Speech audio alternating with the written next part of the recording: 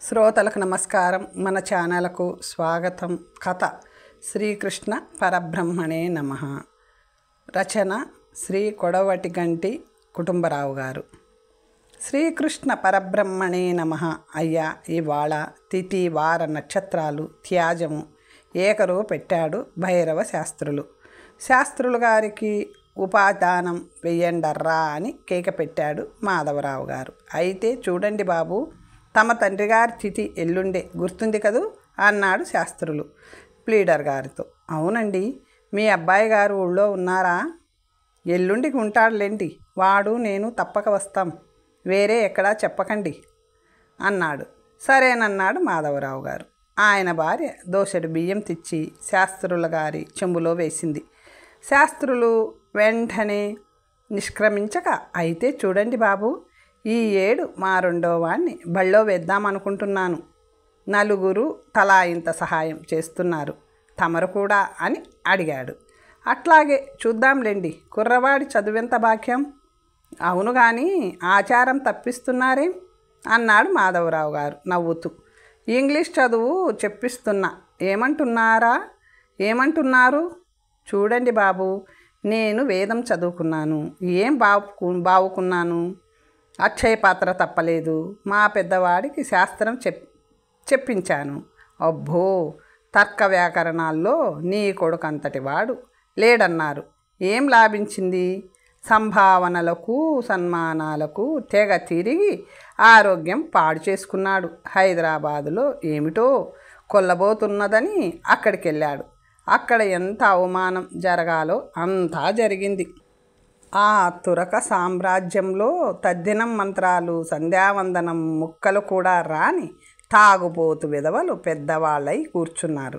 మన వాళ్ళే ఇక్కడి నుంచి వెళ్ళిన వాళ్ళే. అయితే ఏం, యాచక శత్రువు. మా వాడికి ఒక పోగుబడ్డ విధవలతో పాటు సంభావనలు ఇప్పించారుట. జబ్బు పడి చక్కా వచ్చాడు. మన తెలుగు వాళ్ళ జన్మే అంతేలేండి.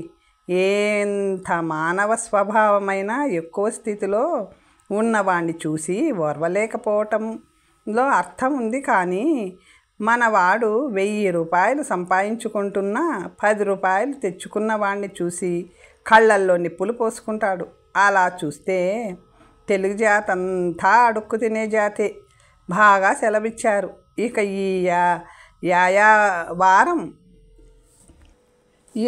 ఈ వారం చాలొచ్చింది. మా రెండో విధవకైనా ఇంత ఇంగ్లీష్ చదువు చెప్పించి గౌరవంగా బతికే సదుపాయం చేద్దామని చూస్తున్నాను. నన్ను అడిగితే మంచి పని చేస్తున్నారంటాను. మా వాడిని కూడా ఈ ఏడే స్కూల్లో ప్రవేశపెడుతున్నాను. మా వాడికి చదువు రాదేమో అనిపిస్తుంది. ఆ విధవకు గట్టిగా రెండో ఎక్కం కూడా రాదు. వాడికి లెక్కలు బొత్తిగా రావు. ఇంగ్లీష్ కూడా అంతంత మాత్రమే. తెలుగేదో కాస్త ఏడుస్తాడు. అందుకని మా భావమరిదిని, వీడే మా రెండో భావమరిది, ఇక్కడే ఉండి పిల్లవాడికి కాస్త చదువు చెప్పరా అన్నాను. మా గోపాలం ఇంటర్ చదివి ట్రైనింగ్ కూడా అయినాడు. స్కూల్లో మాస్టర్ పని దొరుకుతుందేమోనని చూస్తున్నాడు. స్కూల్ కమిటీ చూడబోతే నానా అయోమయంగా ఉంది. అక్కడ పార్టీలు, వినియోగులు, వైదికులను కొట్టుకు చస్తున్నారు. మా వాడికి ఉద్యోగం ఇవ్వటానికి ప్రయత్నిస్తామన్న వాళ్ళంతా మైనారిటీ వాళ్ళు. మెజారిటీలో 2-3 మా వాడి కోసం పాటుపడితే తప్ప ఉద్యోగం అయ్యేటట్టు లేదు. ప్రస్తుతం మీ వైదికులదే అక్కడ రాజ్యంగా ఉంది. నేనన్నానని కోపం వద్దు అన్నారు మాధవరావు గారు. ఉన్నమాటకు తప్పేమిటి బాబు? అయితే చూడండి, తమ పేరేమిటన్నారు? గోపాలం గారా? మీ పంతులు గారి పిల్లవాడికి చదువు చెప్పేటప్పుడు కాస్త మావాడిని కూడా దగ్గర ఉండనివ్వండి. మావాడి కోసం తమరేమీ శ్రమ పడక్కర్లేదు. చదువులో మావాడేమంత పర్వాలేదు. అదీగాక పక్కన ఇంకో కుర్రాడుంటే పంతులు గారి పిల్లవాడి కూడా కొంచెం ఉత్సాహంగా ఉంటుంది. ఏమంటారు? దానికేం భాగ్యంలేండి, అట్టాగే పంపించండి అన్నాడు గోపాలం. తన పని అయిపోగానే భైరవ శాస్త్రులు సెలవు పుచ్చుకొని వెళ్ళిపోయాడు. ఉద్దండుడల్లే ఉన్నాడు. చీపుర పుల్ల కూడా ఊరికే దొరికితే పోనిచ్చేట్టు కనిపించదు. దరిద్రం మనుషుల చేత అటువంటి పనులు చేయిస్తుందనుకుంటా అన్నాడు గోపాలం. అతను దరిద్రంలో ఉన్నవాడే. దరిద్రం ఏమిటి నీ మొహం? ఆయనకు కనీసం 15 ఎకరాల పొలం ఉంది. 30 ఏళ్ల నుంచి జోలె పట్టుకు తిరుగుతున్నాడు. నేనింతప్పటి నుంచి ఎరుగుదును. అప్పటికీ ఇప్పటికీ ఆయన అలవాట్లు మారలేదు. ఆ నీరు కారే కావిగుడ్డే కడతాడు. ఆ అంగవస్త్రమే పైన వేస్తాడు. ఆ పూరి గుడిసెలోనే ఉంటున్నాడు. ఈ ఊళ్ళో కనీసం 100 ఇళ్లల్లో ఆయన తద్దినాలు పెట్టిస్తాడు. పెళ్ళిళ్ళు ఒడుగులు చేయిస్తాడు. అపరక్రియలు కూడా తనే చేయిస్తాడు. రోజుకు 5-6 మానికల బియ్యం సంపాదిస్తాడు. దొడ్లో ఒక కరివేప రెబ్బ దగ్గర నుంచి గుమ్మడికాయ వరకు ఏది కనిపించినా దేహి అని చేయి చేస్తాడు. నెలకు 2 రోజులన్నా ఇంట్లో వంట చేయిస్తాడో లేదో. అన్ని ఇళ్లల్లోనూ ముత్తైదు పెట్టుకుంటే ఆయన పెళ్ళాం ఉంది. ఎవరింట్లోనన్నా పెళ్ళి అయితే 5 రోజులు వడ్డెనలు అవి చేస్తుంది. 50 ఏళ్ళు ఉన్నాయ్యా. ఇప్పటికీ మనిద్దరం తినలేని తిండి తిని హరాయించుకుంటాడు. నల్లగా చావదేలి ఎట్లా ఉన్నాడో చూడు. ఉక్కు ముక్క ఓరిపిడుగా. వీడి కొడుక్క నేను ఊరికే పాఠాలు చెప్పేది. కావలిస్తే నా ఆస్తిని 5-6 సార్లు కొనేస్తాడు కదా అన్నాడు గోపాలం. భైరవ శాస్త్రులు వంటి మనుషులుంటారని అతను కల్లో కూడా ఎరుగడు. భైరవ శాస్త్రులు కొడుకు చదువుకుగాను లోకుల దగ్గర 25 రూపాయలు పోగు చేశాడు. అవి సత్యనారాయణ ఏడాది చదువుగాను జీతానికి పుస్తకాలకు 2 జతల బట్టలకు కూడా సరిపోతే ఇంకా 5-6 మిగులుతాయి కూడాను. సత్యనారాయణను మాధవరావు గారి అబ్బాయి రంగారావును బళ్ళో వేసిన 2-3 రోజుల లోపల మాధవరావు గారి భావమరిది గోపాలానికి తలవని తలంపుగా ఉద్యోగం అయ్యింది. అవుతుందని మాధవరావు కానీ గోపాలం కానీ కల్లో కూడా అనుకోలేదు. మాధవరావు ఈ విషయం స్కూల్ ప్రెసిడెంట్తోనూ సెక్రటరీతోనూ ప్రస్తావించినప్పుడు ఇద్దరు కూడా అసహ్యంగా మాట్లాడారు. ఆ రహస్యం సత్యనారాయణ ద్వారా రంగారావుకి తెలిసి రంగారావు ద్వారా పెద్దవాళ్ళకు తెలిసింది. సత్యనారాయణ రోజు మాధవరావు గారింటికి వచ్చి 1 గంట సేపు రంగారావు పక్కనే కూర్చొని గోపాలం చెప్పే పాఠాలు వింటూ ఉండేవాడు. గోపాలానికి ఉద్యోగం ఇప్పించింది భైరవ శాస్త్రులేనని సత్యనారాయణ రంగారావుతో రహస్యంగా అన్నాడు. మొదట మాధవరావు ఈ మాట నమ్మలేకపోయినాడు. కానీ ఆలోచించిన కొద్దీ నిజమై ఉండాలనిపించింది. ఏమో ఉద్దండ ముండా కొడుకు ఆ ప్రెసిడెంట్ దగ్గరికి సెక్రటరీ దగ్గరికి వెళ్ళి కాస్త గట్టిగా చెప్పాడేమో. మరునాడు ఉపదానానికి వచ్చినప్పుడు మాధవరావు గారు భైరవ శాస్త్రులతో, విన్నారా, మా గోపాలానికి స్కూల్లో ఉద్యోగం దొరికింది అన్నాడు. చాలా సంతోషం. ఎందుకు దొరకదండి, మావాడు కూడా చెప్పాడు. పాఠాలెంతో విశదంగా చెబుతారట. వారి ధర్మమా అంటూ మావాడికి ఇంత చదువు అబ్బితే అన్నాడు శాస్త్రులు. శ్రీకృష్ణార్పణంగా ఇన్ని బియ్యం చెంబులో పోయించుకొని నిండిన చెంబులో బియ్యం జోలెలేకి మార్చుకొని శాస్త్రులు వెళ్ళిపోయినాడు. దొంగముండా కొడుకు, అంతు చిక్కలే అన్నాడు గోపాలం. ఈ పుణ్యం ఈ బ్రాహ్మణుడు కట్టుకున్నదే, సందేహం లేదు. ఎటువంటి వాళ్లకు ఏ విధంగా రుణపడతామో చెప్పలేం కదా. గోపాలం కృతజ్ఞతతో కూడిన హృదయం కలవాడు. పైకి చూపడం అలవాటు లేకపోయినా తనకితరులు చేసే చిన్న చిన్న ఉపకారాలు మర్చిపోయేవాడు కాదు. ఇతరులకు చిన్న చిన్న ఉపకారాలు చేసే అవకాశం దొరికితే పోనిచ్చేవాడు కాదు. ఇటువంటి వాళ్ళ ప్రపంచాన్ని ప్రేమించటానికి ప్రయత్నించి పరాభవం పొందుతుంటాడు. ప్రపంచం మంచివాళ్ల చేతుల్లో ఉంటే గోపాలం వంటి వాళ్ళు ఉపకారం తక్కువ పొందటము, పరాభవం ఎక్కువ పొందటము తరచూ జరగదు. తనకు పరాభవం జాస్తిగా జరగబట్టే గోపాలం ఉపకారం చేసేవాళ్ళని మరింతగా జ్ఞాపకం పెట్టుకునేవాడు. ఉద్యోగం దొరికిందన్న మాటే గాని స్కూలులో తనను హెడ్ మాస్టరు, పెద్ద మాస్టర్లుగా ఉన్న ఇతర వైదిక మాస్టర్లు చిన్న చూపు చూస్తారని, తన లోపాలన్నీ చిట్టా వేసి కమిటీ వాదికి అందజేస్తూ ఉంటారని, తన మీద వేగు ఉంటుందని గోపాలానికి తెలుసు. బళ్ళో మాస్టర్లంతా చెడ్డవాళ్ళు కారని గోపాలానికి తెలుసు. అందులో మంచివాళ్ళు ఉన్నారు. కానీ వాళ్ళు అరణ్య మృగాలల్లే స్వార్థం చూసుకోవటంలో మునిగి ఉన్నారు. తనకు పైవాళ్ల వల్ల అన్యాయం జరుగుతుంటే అన్యాయమని నమ్మిన వాళ్ళు దాన్ని గురించి ఏమీ చెయ్యరు. తమకు అన్యాయం జరుగుతుంటే ఇతరులు సహాయం చేయకపోయినా చేయలేదనుకోరు. వీళ్ళ దాస్యంలో ఉండటమే గాక దాస్యం ఆమోదించారు కూడాను. ఆ మాటకొస్తే గోపాలం కూడా దాస్యం ఆమోదించిన వాడే. మరి సత్యనారాయణ పాపం రంగారావుతో పాటు కూర్చునేవాడు. కానీ గోపాలాన్ని ఒక ప్రశ్న అడిగేవాడు కాడు, నోరు తెరిచేవాడు కాడు.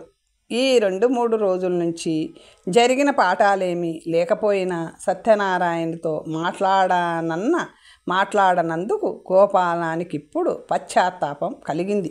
ఇప్పుడు సత్యనారాయణపై రంగారావుతో పాటు సమానమైన శ్రద్ధ చూపసాగాడు. సత్యం చాలా చురుకైన కుర్రవాడని, ఎంతో మంచి మార్కులు తెచ్చుకోవటం కోసం భైరవ శాస్త్రులు తన కొడుకును పంపిస్తున్నాడని గోపాలానికి అర్థమైంది. తన చేతిలో ఉన్నంత వరకు సత్యాన్ని పైకి తెద్దామని బాగా కనిపెట్టి ఉందామని అనుకున్నాడు. కానీ గోపాలం ఆశయం నెరవేరే యోగ్యత లేకపోయింది.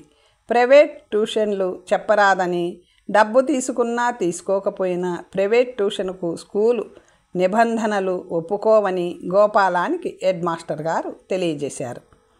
రంగారావుకు గోపాలం సహాయం చేయకుండా అడ్డుపడటం బ్రహ్మవశం కాదు. గోపాలం వాళ్ళింట్లోనే ఉంటున్నాడు. కానీ సత్యం మటుకు తన స్వగృహంలోనే చదువుకోవలసి వచ్చింది. గోపాలం ఉద్యోగం ఏప్రిల్ నెలతో అయిపోయింది. అతని ఉద్యోగం అక్కడితో అంతం చేసి 2 నెలల జీతం 90 రూపాయలు ఆదా చేశారు. స్కూల్ కమిటీ వాళ్ళు ఆ ఉద్యోగం అయిపోయినందుకు అతనికి విచారం కలగలేదు. స్కూల్ కక్షల మూలంగా అతను చాలా అవమానాలు భరించాడు. ఎంతో ఓర్పు గలవాడైనప్పటికీ అతనికి ఎప్పుడో నౌకరీ మీద విసుగెత్తింది. స్కూల్ మటుకు మంచి ఉపాధ్యాయున్ని కోల్పోయింది. స్కూలందు విషయమై విచారపడలేదు.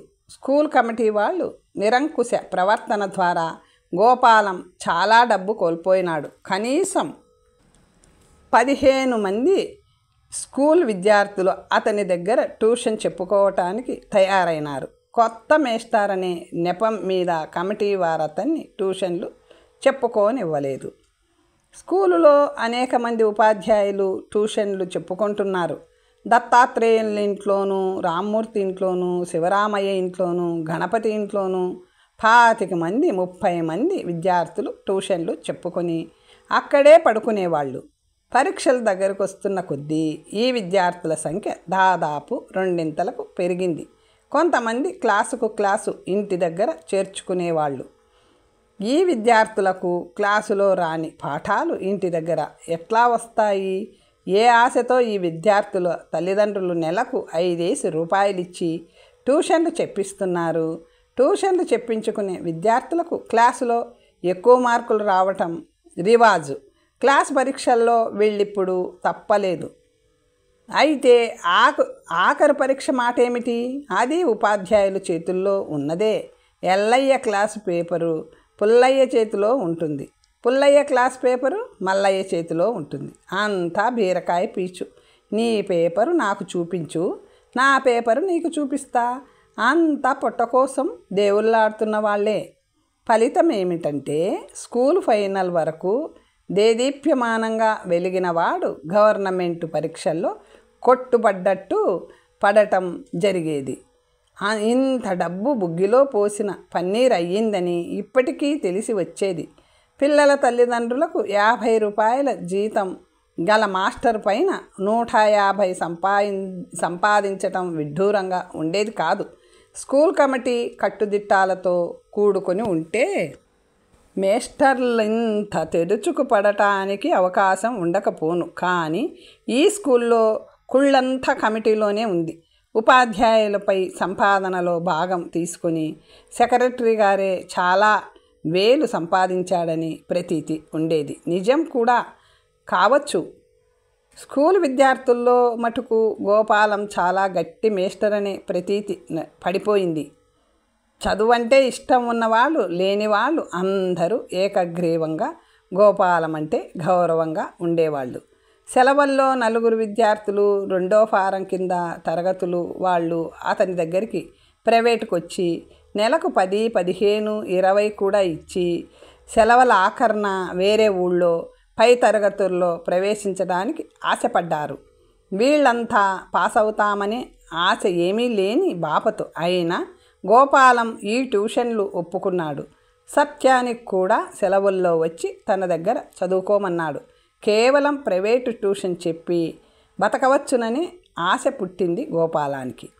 ఈ విధంగా గోపాలం 1 సంవత్సరం గడిపాడు. మరుసటి సంవత్సరానికి పరిస్థితులు తారుమారై స్కూల్ కమిటీలో నియోగుల సంఖ్య హెచ్చి వారికి పెత్తనం లభించింది.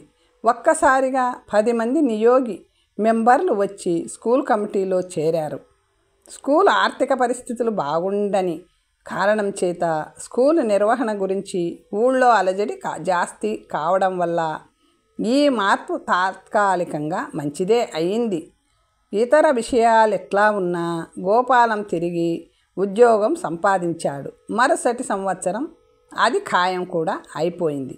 గోపాలం సత్యానికి శాశ్వతమైన మేస్టర్ అయిపోయినాడు.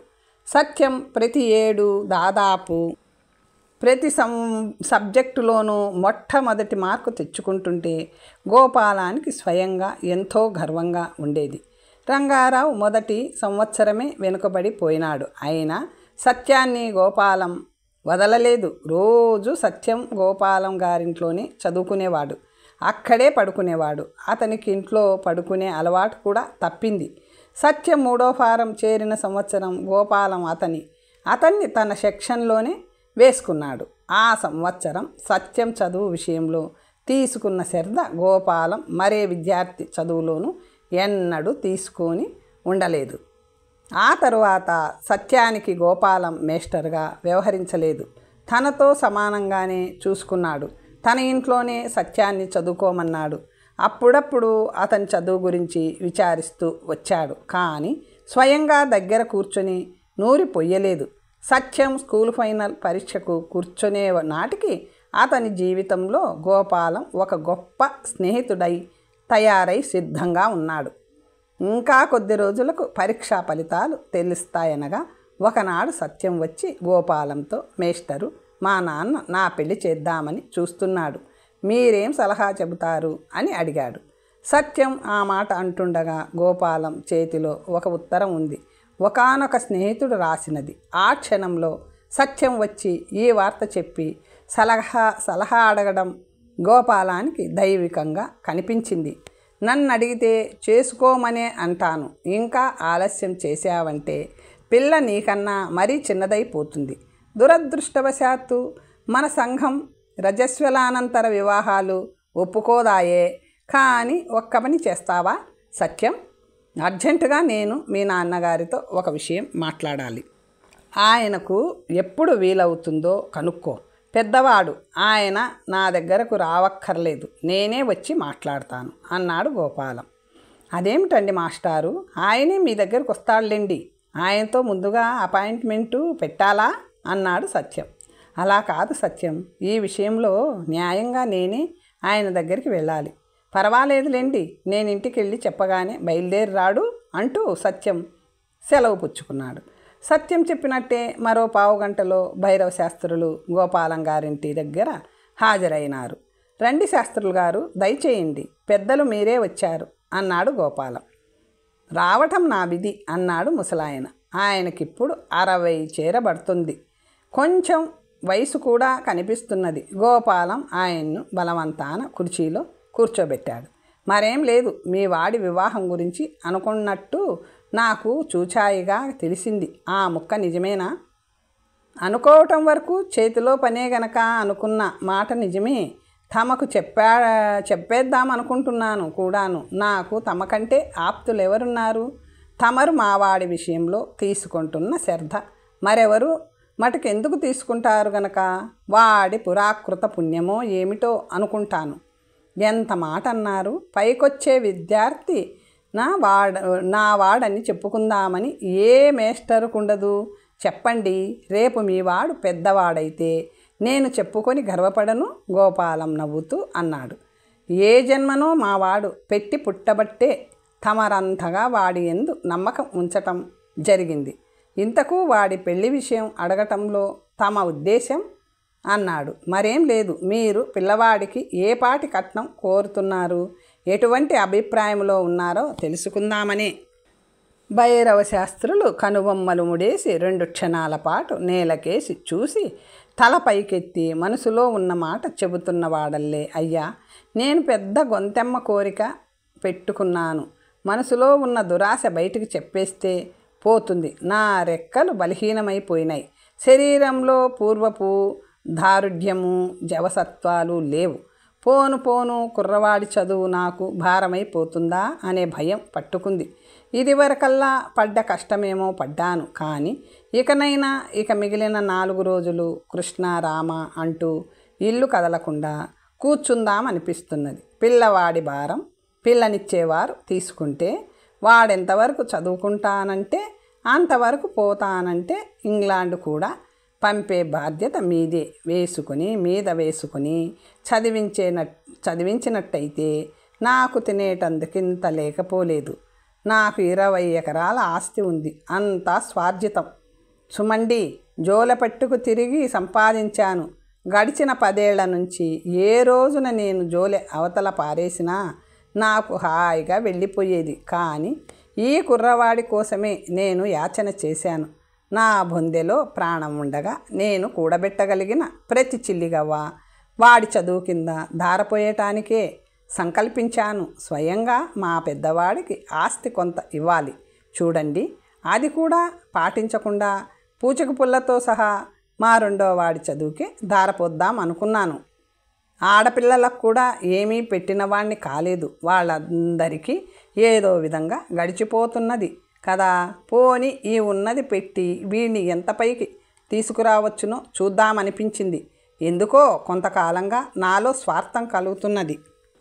ఆడపిల్లలకు తలా 2 ఎకరాలైనా వదిలి ఈ కట్టెను వదిలేద్దామనిపిస్తున్నది. మా పెద్దవాడికి ఇందులో సగమైనా ఇద్దామా అనిపిస్తున్నది. వాడు కూడా నా మాదిరిగానే ముసలితనంలో కూడా యాచన చెయ్యాలా ఏమిటిరా ఈశ్వరా అనిపించి జాలి వేస్తున్నది. కానీ పిల్లవాడి చదువు ఎటూ కాకుండా చెప్పించడం ఇష్టం లేదు. మొదట BA వరకు చదివిద్దామనుకున్నాను. BA పరిపాటి అయిపోయింది. BL చదివించుదామనుకున్నాను. అది చదువు అయిపోకపోతున్నది. AICSI అయినా చదివిస్తే కానీ నా మొదటి గురికి తగిలేటట్టు లేదు. నా దగ్గర ఈ ఆస్తి ఉంచుకొని వాడి చదువు నడి మధ్యలో ఆపేయటం అది ధర్మంగా కనిపించటం లేదు. 1-2 ఎకరాలు ఆడపిల్లలకిచ్చిన, పోని 10 ఎకరాలు నా పెద్దవాడికిచ్చిన, అందువల్ల అయ్యే వినియోగం కంటే అంతా ఖర్చు చేసి అయినా చదివింత అంటుతున్నది కనుక వీడి మీదే వినియోగిస్తే ఉత్తమ ఫలితం ఉంటుందేమోనని ఆశ పీకుతున్నది. పంతులు గారు, ఈ సందిగ్ధ అవస్థలో నాకొక్కటే ఉభయతారకమైన ఊహ తోచింది. ఇంతకీ కలవారి పిల్లను చేసుకొని మా 2వ వాడి చదువు బాధ్యత వారికే వదిలేసి ఈ ఉన్న తృణము పెద్ద పిల్లకిచ్చేసి నేను కూడా ఇంకా ఎంతలేండి 4 గడియల పాటు భగవద్ధ్యానం చేసుకుందామని స్వార్థంలో పడ్డాను. ముసలివాడికెంత తృష్ణరా అనుకుంటారేమో. కడుపులో ఉన్న ఆలోచన పైకి అనేశాను. 5-6 నిమిషాల పాటు ఇద్దరు మాట్లాడలేదు. గోపాలం తన ఎదురుగా ఉన్న ఈ విచిత్రమైన వ్యక్తిని అర్థం చేసుకోవటానికి ప్రయత్నించాడు. ఇంతకాలము ఈయన వట్టి లోబి అని, యాచనా ప్రవృత్తి గలవాడని గోపాలం విశ్వసించాడు. అటువంటి వాడు ఇప్పుడు నాలో స్వార్థం ప్రవేశిస్తున్నదని ఒప్పుకుంటుంటే గోపాలానికి చెప్పరాని ఆశ్చర్యం కలిగింది. ఇంతకాలం ఈ ముసలాడు తన చిన్న కొడుకు కోసం ఇంత పెద్ద ప్రయత్నం మీద బయలుదేరాడని వింటుంటే ఈ ఛాందస్సుడు అగస్త్యుడంతా ఎత్తైన మనిషిగా కనిపించాడు. ఎన్నేళ్ల శ్రమ, ఎంత దీక్ష! ఈ చాదస్తపు శాస్త్రులు గారితో పోలిస్తే పదవుల కోసము, బిరుదుల కోసము దేవులాడే వాళ్ళంతా క్రిముల కన్నా తక్కువ ప్రమాణంలో కనిపించారు గోపాలానికి. మామూలు లెక్క తాను తెలివిగల వాళ్ళల్లో జత అయినప్పటికీ దాదాపు 10 ఏళ్లుగా చూస్తున్న ఈ శాస్త్రుల గారిని ఆయన తన మనస్సులో మాట బయటికి చెబితే తప్ప అర్థం చేసుకోలేకపోయినాడే. మీరు కోరినట్టుగా జరుగుతుందనుకుంటాను. మీ స్వార్థం ఏమీ లేదు. మీ కోరిక చాలా సవ్యమైనది. నాకే డబ్బుంటే మీ భారం నేను వేసుకొని మీ పిల్లవాడికి చదువు చెప్పించి నా కూతుర్నిచ్చి వివాహం చేద్దును. ధనికులంతా ఐసీఎస్ పాస్ అయిన అల్లుళ్లను వెతికి వేలకు వేలు పోస్తారే కానీ సత్యం లాంటి వాణ్ణి చూసుకొని ఐసీఎస్ పాస్ చేయించే కీర్తి మీద వేసుకోరు. ఇదే తలక్రిందుల ప్రపంచం అన్నాడు గోపాలం. మీరు చెప్పదలిచిందేదో చెప్పారు కారు అన్నాడు శాస్త్రులు గారు. గోపాలానికి ఆ ప్రశ్న అర్థం కాలేదు. మా వాడి పెళ్లి ప్రస్తావన ఏ ఉద్దేశంతోనో తెచ్చారు. నా సొంత గొడవతో మిమ్మల్ని చెప్పనిచ్చాను కాను అన్నాడు. గోపాలానికి సంగతి జ్ఞాపకం చేయగానే అకస్మాత్తుగా బిడియం పట్టుకుని మొహం చేవురించింది. అబ్బే, అది వేరే విషయంలేండి. అదేమీ కుదిరేది కాదు. మనకు పొసగే సంగతి కాదు అని గోపాలం నీళ్లు నమిలాడు. భైరవ శాస్త్రులు నవ్వి నా చెవిన కూడా వేయరాదా అన్నాడు.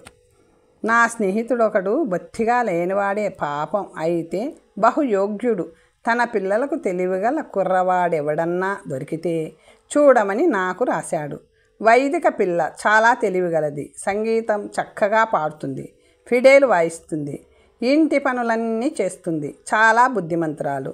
ఆశ కదా, మంచి సంబంధం కోసం చూస్తున్నాడు.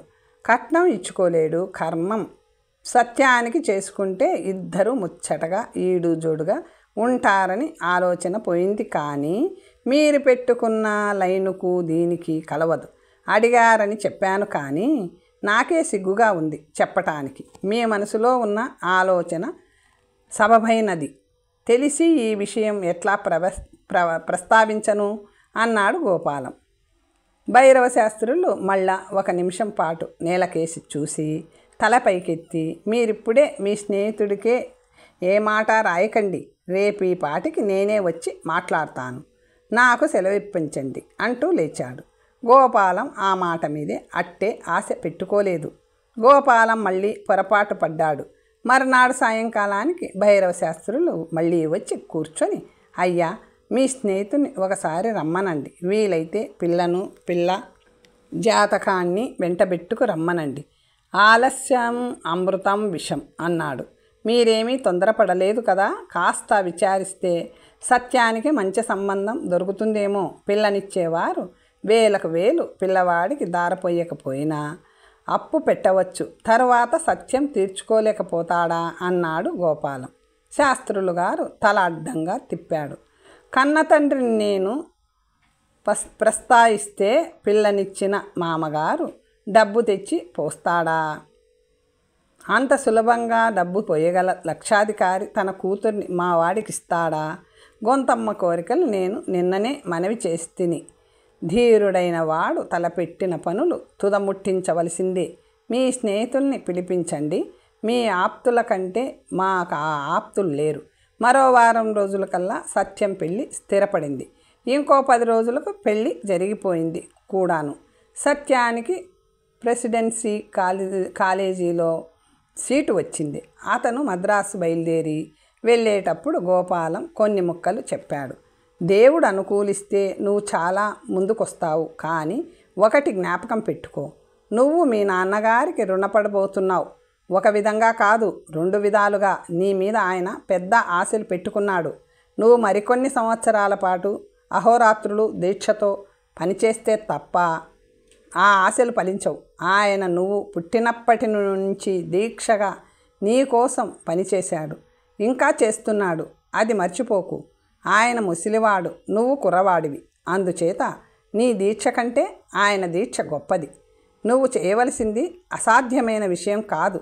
సివిల్ సర్వీస్లో చేరే వాళ్ళంతా చేస్తున్న పనే. కానీ మీ నాన్నగారు చేసిన పని అసాధ్యమైనది. అటువంటి త్యాగం ఏ తండ్రి చెయ్యడు. రెండో సంగతి ఏమిటంటే, నువ్వు రూపాయి అణా పైసలతో నీ తండ్రి గారికి రుణపడబోతున్నావు. జ్ఞాపకం పెట్టుకో. అది తీర్చవలసిన బాకీ. ఆ రుణం తప్పించుకోదలిస్తే నువ్వు ఏ ప్లీడర్ పరీక్ష చదివేసి ప్రాక్టీస్ పెట్టుకోవటం తప్ప మరో దారి లేదు. కానీ ఆ పని చేస్తే మీ నాన్నగారికి ఆర్థికమైన బాధ తప్పిస్తావు, కానీ ఆయన పడ్డ శ్రమంతా వృధా అవుతుంది. సత్యం ఈ విషయాలు జ్ఞాపకం పెట్టుకుని దీక్షగా చదువుతానన్నాడు. పట్నం చదువు ప్రారంభించాక చిన్నతనం నుంచి పట్నంలోనే ఎందుకు చదవకపోతేనా అనిపించింది సత్యానికి. ఈ కాలపు చదువుకు తగిన వాతావరణం పట్నంలో ఉన్నట్టుగా చిన్న బస్తీలలో ఉండదు. అక్కడ ఎంతో తెలివిగల వాళ్ళు అనిపించుకునే సత్యం వంటి విద్యార్థులకు ఎక్కువ లోకజ్ఞానం ఉంటుంది. తన తోటి విద్యార్థుల్లో ఎంతో సంపన్నులు, గొప్ప సంబంధాలు కలవాళ్ళు, అనేక రకాల ఉద్యమాల్లో తిరిగేవాళ్ళు, ప్రతిభావంతులు ఉండటం కనిపెట్టి వాళ్ళ సావాసాలు సంపాదించసాగాడు. అతన్ని కూడా వాళ్ళు తెలివిగల విద్యార్థుల్లో ఒకటి కింద స్వీకరించారు. సత్యానికి లెక్చరర్లతో కూడా కొంత చనువు దొరికింది. ఐసీఎస్ మీద ఆశ పెట్టుకున్నాడని తెలిసి వాళ్ళు కూడా ప్రోత్సహించి సలహాలిచ్చారు. ఆ సలహాలను వేదవాక్యాలుగా పాటించాడు. కాలేజీ చదువు కాక సత్యం యూనివర్సిటీ లైబ్రరీలో అనేక గంటలు గడిపేవాడు. అతనికి ఎంత డబ్బు కావలసిన తండ్రి పంపిస్తూ వచ్చాడు. ఆ డబ్బు తప్ప సత్యానికి ఇంటి వాతావరణంతో ఏమీ సంబంధం లేకుండా పోయింది. పట్నం వచ్చే వరకు సత్యం తన ఇంటి సంస్కారపు గిరులను దాటి పోనే లేదు. కానీ ఇప్పుడు దాన్ని దాటి ఎంత పైకి వెళితే తనకంత ఉపయోగం అనిపించింది. పొదుపు, పూర్వ సంప్రదాయాలు, మంచితనము, ఈ విలువలేవి తనకు పనికి వచ్చేవి కావు.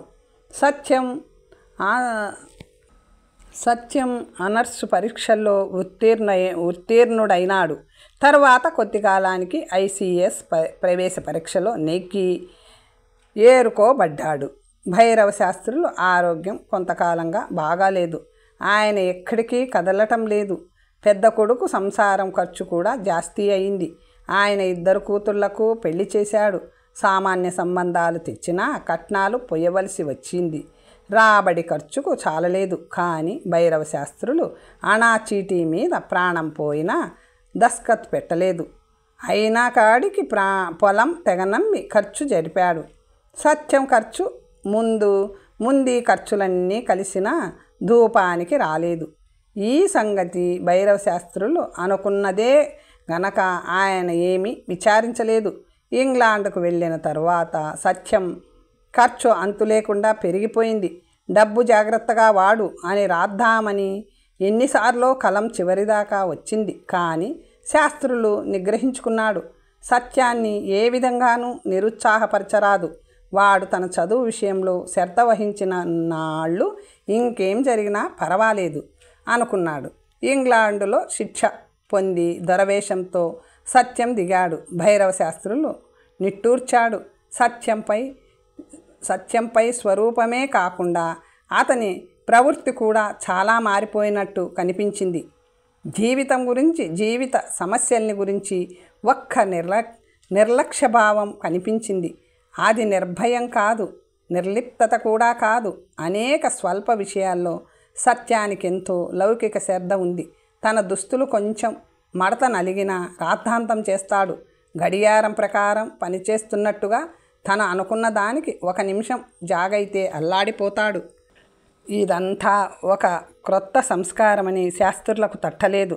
తన కొడుక్కి లక్షణాలన్నీ అలవాటు చేసుకున్నాడని నమ్మాడు. సత్యం నేర్చిన కొత్త అలవాట్లన్నీ ఇంకా ఆయనకు తెలియవు. అదంతా తెలుసుకునే అవకాశము లేక మునిపే భైరవ శాస్త్రులకు పెద్ద కనువిప్పయింది. సత్యం అంతవరకు భార్యను తెచ్చుకోలేదు. ఇప్పుడు ఆ పని చెయ్యమని తండ్రి హెచ్చరిస్తే సత్యం సరిగా వినిపించుకోలేదు. భైరవ శాస్త్రులకు కొడుకు మీద అనుమానం కలిగింది. ఏమిటి వీడి ఆలోచన? చౌకబారు వెధవలు చేసినట్టుగా అక్కడ ఏ దొరసాన్నో మరిగి వచ్చాడా?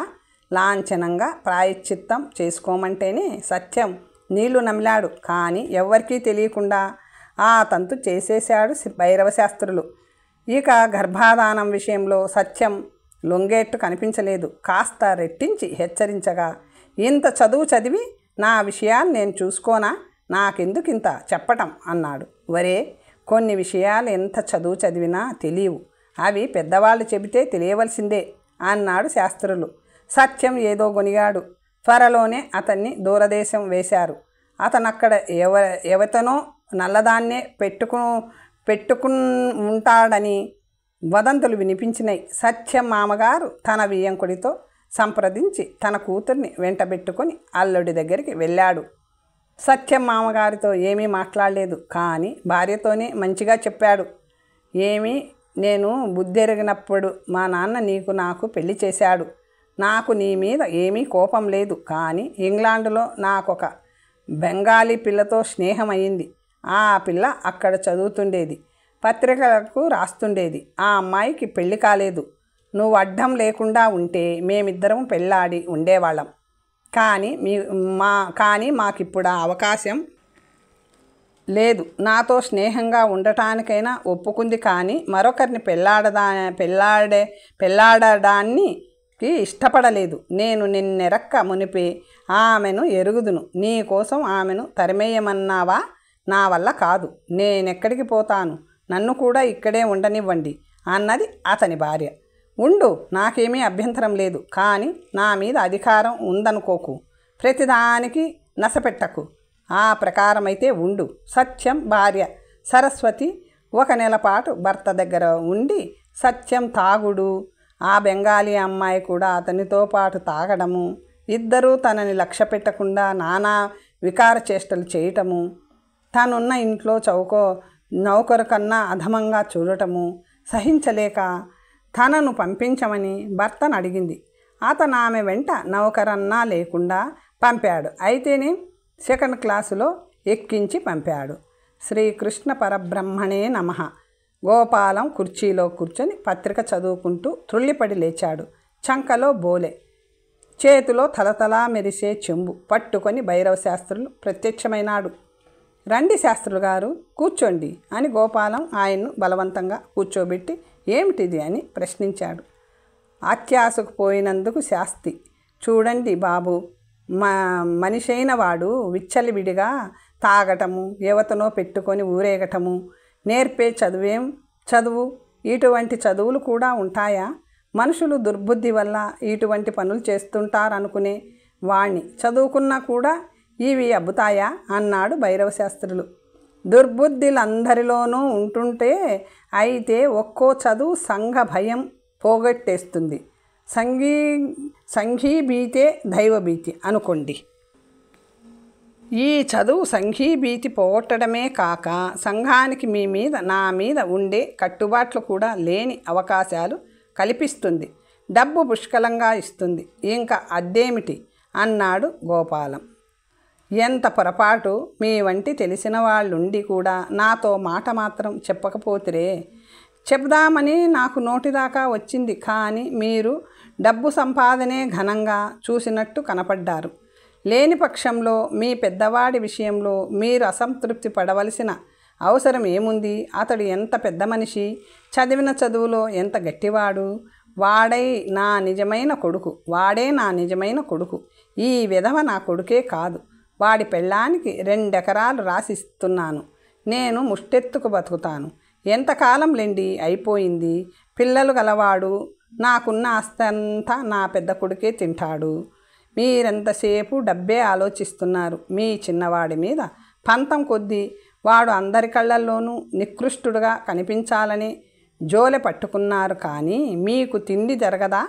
నన్ను అడిగితే మీ వాడిదేమీ తప్పులేదు. తప్పంతా మీదే. వాడి జన్మకి చదువు తప్ప మరొకటి లేకుండా చేశారు. వాడికి ప్రపంచం గొడవ తెలీదు.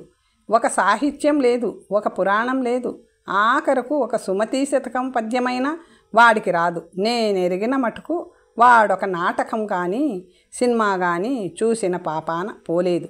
ఇది కూడదు అనే జ్ఞానం వాడికి ఎట్లా వస్తుంది?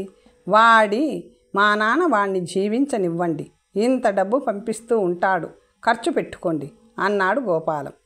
వాడి డబ్బు నాకు అవసరం లేదు. అది నాకు విషంతో సమానం. మన ఇచ్ఛాలన్నీ పిల్లల ద్వారా తీర్చుకుందామని ప్రయత్నం చేస్తే ఇదే జరుగుతుంది. వాళ్ళు మనకు దక్కకుండా పోతారు, పర్వాలేదు, మీవాడు మీకు డబ్బు దానం చేయడు, మీ బాకీ తీరుస్తాడు, మీది మీరు దక్కించుకొని అంతతో తృప్తి పడండి. మీ మనుమడికి పనికొచ్చే చదువు చదివించండి, వాడు తన పొట్ట పోసుకుంటూ నలుగురికి ఉపయోగపడేట్టు చదివించండి అన్నాడు గోపాలం. తను అన్న మాటలు భైరవ శాస్త్రులకు కష్టం కలిగించిన మాట. గోపాలానికి తెలుసు, ఆయనకు కోపం తెప్పించాలని అన్నాడు ఆ మాటలు. ఎన్నడూ తన ఇంటికి ఉపాధానానికి రాని శాస్త్రులు ఇవాళ రావటం దేనికి? గోపాలం సానుభూతి సంపాదించటానికే తప్పితే ఆయనకు ఉపాధానం వెయ్యనే లేదన్న సంగతి భైరవ శాస్త్రులు వెళ్ళిపోయిన పావుగంటకు కానీ స్ఫురించలేదు గోపాలానికి. కథ సమాప్తం. మరొక మంచి కథతో తరువాత కలుసుకుందాం.